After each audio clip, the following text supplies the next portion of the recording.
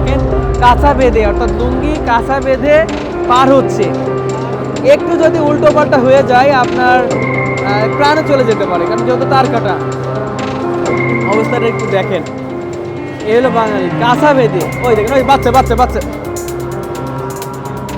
আরে আল্লাহ, দেখছেন তার কাটা দিয়েছে, তার কাটা দেওয়ার পরেও অবস্থা দেখেন। তাহলে বাঙালি কিভাবে জীবনের ঝুঁকি নিচ্ছে, আসলে জীবনের ঝুঁকিটা রোধ করার জন্যই কিন্তু আসলে এই তার কাটা সিস্টেম।